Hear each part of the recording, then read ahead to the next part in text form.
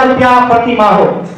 दिव्यांगों के नाम पर उसने इतनी संपत्ति लूट कर रखी है कि वह जिस भी कार्यक्रम में जाता है 10-50 माला लेकर जाता है और हम आप विकलांगों को माला पहना करके क्या करता है, धोखा देने का काम करता है। हम लोग एकजुट नहीं होंगे और ईंट से ईंट नहीं बजा दिए, हम अपनी मजबूरियों का रोता रहे और हम उनके नाम पर निखालिस मलाई बटोरते रहे।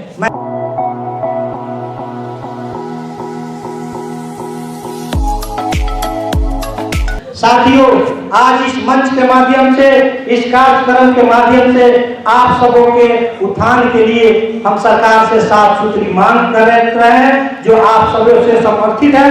जो मांग इस प्रकार है, दिव्यांग आयोग का गठन हो एवं अन्य आयोग की भांति दिव्यांग आयोग में दिव्यांग जनों की समुचित भागीदारी हो।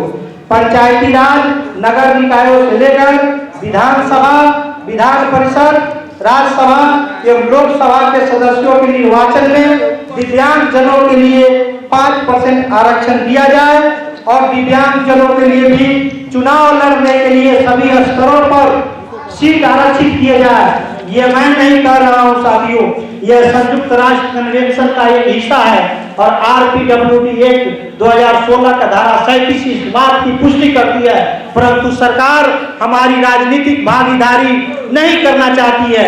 जब हम माला पहन करके गौरवान्वित हो जाते हैं, वैसे लोगों से सचेत रहने की जरूरत है। नहीं तो जो हम लोग हक और अधिकार के लिए एकजुट हो रहे हैं, वह विकलांगों के लिए कहिए तो एक प्रकार का मसीहा कहवाता है और एक प्रकार का अंग्रेज है और सरकार की चमचाई में लगा हुआ है और विकलांगों को खंडित करने में लगा हुआ, ताकि विकलांग अपनी नाम नहीं बताना चाह रहा हूं, लेकिन आप सब साथियों जानते ही हैं, उनके द्वारा तथाकथित संगठनों द्वारा प्रखंडों में कार्यक्रम रख करके हमारी इस कौमी एकता को, इस जो नगर भवन मोतिहारी से हम संघनाद करते अपनी कौमी एकता को तोड़ने का भरसक प्रयास किया है। वैसे सभी सरकारों के खिलाफ आज संकल्प ले इस आयोजन के माध्यम से जो हमारा हक अधिकार नहीं देना चाहता है, उसके हम विरोध में वोट करेंगे। वोट का इस लोकतांत्रिक व्यवस्था में हम सभी लोगों को अपना वोट करने का अधिकार है। हम इस मौलिक अधिकार का प्रयोग करेंगे उनके खिलाफ जो हमें कमजोर समझकर कमजोर बनाकर रखना चाहती है। हम वैसे सरकारों को भी आने वाले दिनों में कमजोर बनाकर रख देंगे और उन्हें एहसास करा देंगे कि हमारी भी वोट की ताकतें हैं, उन ताकतों का हमने किस तरह से उपयोग किया है।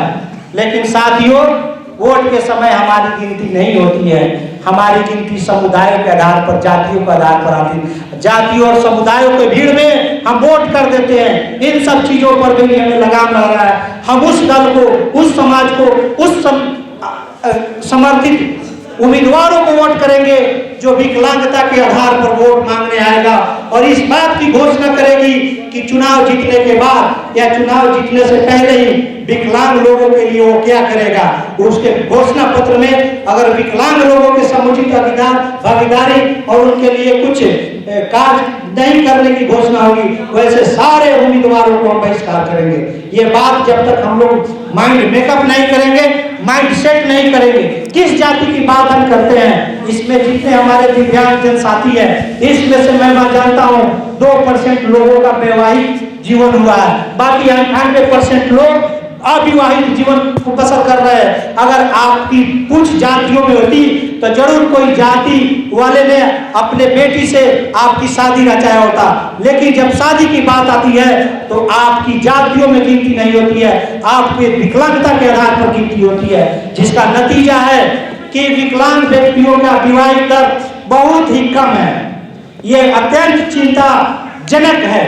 सभी लोगों को समान जन जीवन जीने का अधिकार है और उसी समाज में हमें कुंठित रवैया का एहसास आभास करना पड़ता है।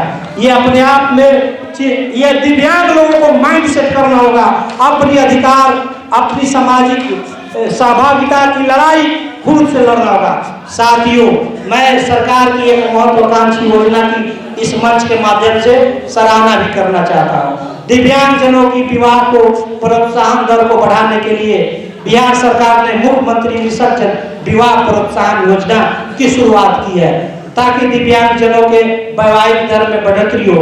उसके लिए है ये, अगर किसी विकलांग व्यक्ति का विवाह होता है तो 1 लाख से लेकर 3 लाख रुपए तक का अनुदान देती है। उसके लिए अलग अलग टर्म कंडीशन है जिस पे मैं बता देता हूँ। अगर विकलांग व्यक्ति का जब शादी होता है और दोनों दंपति में से पति पत्नी में से एक व्यक्ति विकलांग है तो 1 लाख रुपया मिलेंगे।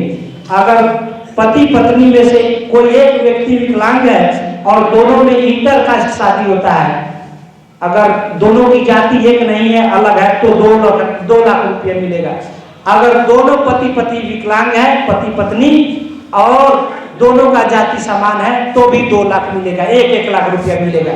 अगर दोनों विकलांग है और जातियों में अंतर हो गया तो 3 लाख रुपया सरकार देती है, ठीक है ना। परंतु इसमें एक खामियां है जिसका मैं इस मंच के माध्यम से, इस कार्यक्रम के माध्यम से सरकार से मांग करता हूं। हमारे बहुत सारे विवाह सामाजिक स्तर पर हो रहे हैं जिन विवाहों का निबंधन नहीं हो पाता है या होता भी है तो मुखिया जी के द्वारा होगा। तो इन लाभों को लेने के लिए सरकार मुखिया जी द्वारा या वार्ड पार्षद द्वारा निर्गत विवाह निबंधन प्रमाण पत्र की मान्यता नहीं दे रही है, जो इसके लाभ में रुकावट रोड़ा बन रही है। कई विकलांग साथियों का विगत वर्षों में शादी तो हुआ है परंतु कोर्ट के निबंधन प्रमाण पत्र नहीं मिलने के कारण उनका मतलब इस योजना का लाभ नहीं मिल पा रहा है। इसके लिए मैंने अपने 7 सूत्री मांग में रखा है कि कोर्ट और निबंधन कार्यालय द्वारा निर्गत निबंधन प्रमाण पत्र की मान्यता को शिथिल करते हुए पंचायत के मुखिया और वार्ड पार्षद द्वारा निर्गत विवाह निबंधन प्रमाण पत्र को मान्यता दी जाए। साथियों, सरकार कुछ योजनाएं तो लाती है परंतु पेच फंसाकर रख देती है जिसके कारण 100% हम लोग लाभ नहीं ले पाते। इन सभी चीजों को बारीकी से ग्रहण तब होगी, नोटिस तब होगा जब हम हमेशा एक माइंड सेट करें कि विकलांग लोगों को कम से कम पंचायत स्तर पर, प्रखंड स्तर पर, जिला स्तर पर बैठक हो। हम सभी 10 भाई बैठेंगे तो पूरे महीने में जिनकी जो समस्याएं महसूस हुई होगी उसको बैठेंगे और एक दूसरे से चर्चा करेंगे तो संभव हो सकता है कि हम लोग अपनी अपनी समस्याओं का निदान करा सके। परंतु होता क्या है कि सिर्फ व सिर्फ बैठने का काम सोचते भी है तो 3 दिसंबर को, वो भी साल में, वो भी आधा घंटे के बाद में अपने आप को बेचैन होने लगते हैं, भागने के एक तैयारी में रहते हैं। तो ऐसे नहीं होगा। कहीं ना कहीं हम लोग अपने अधिकारों की लड़ाई को हम लोग खुद ही कमजोर कर रहे हैं, हम लोग ही खुद जिम्मेवार हैं। इसलिए जब सब चीज हो ठीक है, बैठे बैठे हमने देखा है इनमें से हमारे जो विकलांग साथी होते हैं उसमें 70% विकलांग व्यक्ति का कोई काम नहीं है, अपने परिवार के लोगों पर उनकी निर्भरता है। वो लोग घर बैठे बैठे अब बगल में कोई कुछ हो रहा, ताश खेल रहा है चाहे कुछ हो रहा, वहां सारा दिन समय लगा देंगे, लेकिन बात अधिकारों की होगी तो उनके ऊपर पहाड़ गिर जाएगा। तो जब हम लोग ही अपने अधिकारों को लेकर के गंभीर नहीं है तो कौन सरकार सुनेगा। इसलिए अब जरूरी है कि आज से मैं आप इस कार्यक्रम के माध्यम से आप लोगों का समर्थन चाहता हूं। हाथ उठा करके बताइए कि कौन कितने लोग हैं। जब बात अधिकारों की होगी तो पहले दौड़ कर आएंगे और ये माइंड सेट कर लीजिए निश्चित तौर पर अगर जितने भी साथी हैं, अगर जिन्होंने भी ये तय कर लिया कि बात अधिकारों की होगी और सारे काम छोड़कर हम आएंगे, मुझे याद आ रहा है भाई जो सच्चाई है उसे कहना चाहिए। हम बच्चे थे और इसी पूर्वी चंपारण के संभावनालय पर एक कार्यक्रम हुआ था, ठीक है ना। हम नहीं जानते हैं कि व्यक्ति कैसे थे कि नहीं थे, लेकिन विकलांगों के हक में कर रहे थे। वो मेरे लिए बहुत ही सम्माननीय थे और जो विकलांगों के अधिकार की बात करता है वो सम्माननीय है। वो है जोगेंद्र प्रसाद कनौजिया जी। डेरा डालो घेरा डालो एक मुहिम चला था। जिस तरह से आप आए हैं उसी तरह से हमको भी एक पर्चा मिला था और बड़ी उत्साह के साथ आए थे। समाहरणालय के समय एक तंबू लगा हुआ था और उसमें मैं हाजिर हुआ था, लेकिन उस समय भी कनौजिया जी मौजूद थे। लेकिन उस समय एक दुखद घटना हमें सुनाई दी थी, सुनाई दिया था कि उनके, मैं श्योर नहीं कर सकता हूँ कि कौन थे, उनके माता या पिताजी का निधन हो गया था उसी दिन। और उनकी पिताजी का मृत साया उनके घर पर पड़ा हुआ था, लेकिन उन्होंने उस चीज को इग्नोर करके इस उम्मीद के साथ उस कार्यक्रम में भाग ले रहे थे कि मैं इसी आंदोलन का नेतृत्व करता हूं और मेरे आह्वान पे चंपारण के कोने कोने से दिव्यांग जनता की जुनून वैसा होना चाहिए जब अधिकारों की बात। देखा है कि क्या सच्चाई है। एक बार मेरे पिछले कार्यक्रम में एक साथी ने मुझे फोन कर दिया कि सर हम नहीं आ सकते हैं, मेरी बहन का शादी है। सुना मैंने एक विकलांग भाई के बहन का शादी है, मैं क्यों नहीं जाऊंगा। मैं उस दिन चला गया साथ में, पता चला कि कुछ नहीं था, पता चला कि कुछ नहीं था, समझ गए ना। और श्रीमान जी जब उनको खबर लगी कि आ गए हैं तो मुलाकात शर्म के मारे मुलाकात नहीं किए।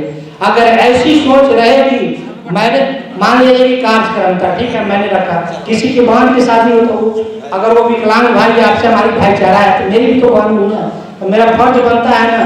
लेकिन उन्होंने आमंत्रण नहीं दिया था। आमंत्रण देता जब सही बात होती तब तो, लेकिन बात तो झूठ थी, बात तो बहाने का था, तो आमंत्रण नहीं दिया था। लेकिन हम शाम को बड़ी तत्परता के साथ गए थे, अब शाम और सुबोध जी गए थे, कहे कि नहीं उस कार्य को चलना है, कम से कम जिस कारण से वो रुक गया था कम से कम वहां तो जाकर कहे कि बहुत अच्छा हुआ है कार्यक्रम। लेकिन भाई वो मिला नहीं, समझ गए ना। ऐसा बहाना बनाइएगा तो जीवन भर अधिकार का रोना रोते रह जाइएगा। आगे रणनीति है, अगर इस 3 दिसंबर या दिसंबर महीना का शुरुआत है, अब समय नहीं है, ज्यादा बोलने से भी कार्यक्रम बोरियस लगने लगता है। तो दिसंबर महीना का आगमन हुआ है, समाप्ति का अभी 27 दिन है। मैं इस मंच के माध्यम से विभिन्न सोशल मीडिया प्लेटफॉर्म के माध्यम से बिहार दिव्यांग संघ की तरफ से आप सभी दिव्यांगजनों के साफ सुथरी मांगों को पूरा करने के लिए सरकार से अपील करता हूं। अगर सरकार अपील नहीं कर सुनती है हमारी, अगर कोई पॉजिटिव रिस्पॉन्स नहीं आया इस 30 दिन में, तो आगामी 4 जनवरी को लुई ब्रेल दिवस के अवसर पर हम लोग संकल्प ले कि फिर से बिहार दिव्यांग संघ का जो कार्यालय है इंदिरा नगर छतौनी में बिना कहे ये न्योता स्वीकार करिए और फिर से हम लोग आमंत्रण देंगे, आप लोग आइए और एक राज्यव्यापी आंदोलन की शुरुआत करें। चंपारण की धरती सत्याग्रह की धरती रही है, बापू की कर्मभूमि रही है, आंदोलन के नाम से जानी जाती है। दिव्यांगों के अधिकारों की लड़ाई की हुकार इसी चंपारण से हो, एक बड़ा राज्यव्यापी आंदोलन की शुरुआत हो, जिस आंदोलन का नाम हो दिव्यांग सत्याग्रह। क्या आप तैयार हैं? हाथ उठाइए आप लोग।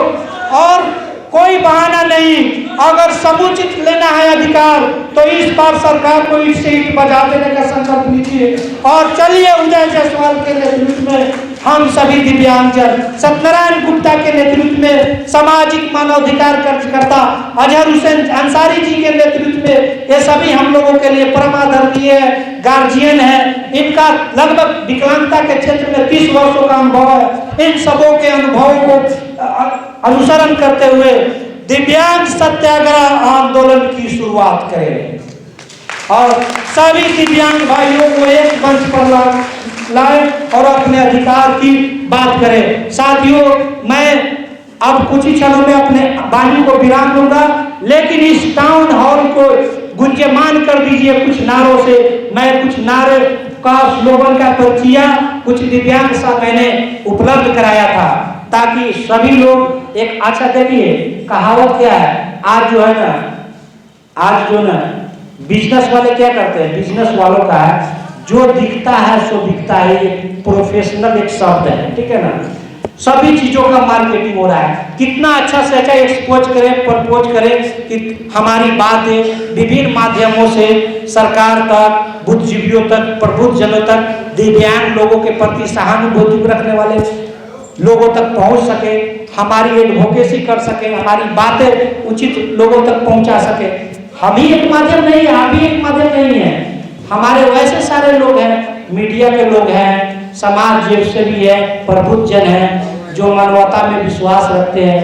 हम लोगों की व्याथा देकर वे भी हम लोगों के पैरवीकार है और कहीं न कहीं किसी मंच पे जाकर के पैरवी करते हैं कि दिव्यांगजनों के गरिमापूर्ण सम्मानजनक जीवन जीने के लिए ये काम का होना जरूरी है।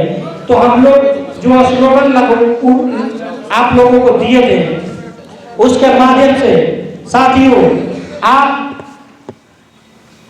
दिक्कत क्या है कि हम लोगों की निर्भरता और हम लोगों को विकलांगता बना दिया है। हम लोगों के मिले कह देते हैं परिवार में दो चार बात सुन के सुबह शाम का तो खाना मिल जाता है, सुबह शाम का तो खाना मिल जाता है ना। यही शब्द हम लोगों को आत्मनिर्भर बनाने में रोड़ा है। जब परिवार का लोग भी ठोकर मारता, ठीक है ना, तो हम लोग आत्मनिर्भर हो जाते। खाने का व्यवस्था, जब एक तरफ खाने का बंद हो जाता है तो दूसरी तरफ लोग व्यवस्था करने लगता है कि नहीं करने लगता है। तो आत्मनिर्भर बनिए। ये सब परिवार, हम वैसे लोगों का, आपके परिवार का शुक्रगुजार है, अभिनंदन करते हैं, वंदन करते हैं जो हम लोगों को सामाजिक समुचित भागीदारी जीवन निर्वहन की दिशा में अपनी भूमिका निभा रहा है। लेकिन हमारा क्या दायित्व, हम अपनी अक्षमताओं को लेकर रो रहे हैं, लेकिन हम में अपने जो क्षमता है उसको निखार नहीं रहे। हम अपील करते हैं कि जितने भी लोग हैं स्वावलंबी बनने की दिशा में मैसर होइए। जहां दिक्कत होगी हमको कहिएगा, हम आपको सपोर्ट करेंगे, बिहार दिव्यांग सपोर्ट करेगी, ठीक है ना। लेकिन सोचिए कि हमें भी कुछ करना है, ठीक है ना। अपने अधिकार के लिए तो लड़ना ही है, हमें भी कुछ करना है, समझ गए ना। भीख नहीं, रोजगार चाहिए, जीने का अधिकार चाहिए। हमें अब की बारी दिव्यांग की पारी, अब की बारी दिव्यांग की पारी, अब की बारी दिव्यांग की पारी, दिव्यांग मित्र की करो बहाली, पद बन पोषक का रहे न खाली। ये सब स्लोगन इस बार दिव्यांग अधिकारों के लिए लड़ रहे सामाजिक कार्यकर्ताओं, सामाजिक संगठनों द्वारा इस 3 दिसंबर के अवसर पर दिया गया है। तो इन सभी संकल्प के साथ हम सभी दिव्यांगजन ये मन बना करके चले कि जब तक हम अपने समुचित अधिकार को नहीं पा लेते हैं, संघर्ष के रास्तों में कभी बाधक नहीं होंगे। हम संघर्ष जो आपके लिए हमारे लिए कर रहा है उसके हम समर्थक होंगे और जरूर उनके साथ साथ कदम से कदम मिलाकर चलने को तैयार होंगे। तो बताइए, क्या बिहार दिव्यांग संघ का आप लोग साथ देने को तैयार हैं? साथ देने के लिए तैयार है ना? तो पूर्व से हम लोगों ने एक कार्यकारिणी का गठन किया था। कुछ दिव्यांग साथियों को पंचायत स्तर पर, प्रखंड स्तर पर, जिला स्तर पर, अनुमंडल स्तर पर हम लोगों ने जिम्मेवारी दे रखा है। उस जिम्मेवारी का सिर्फ हम लोग नाम भर का निर्वहन कर रहे हैं, ठीक है ना।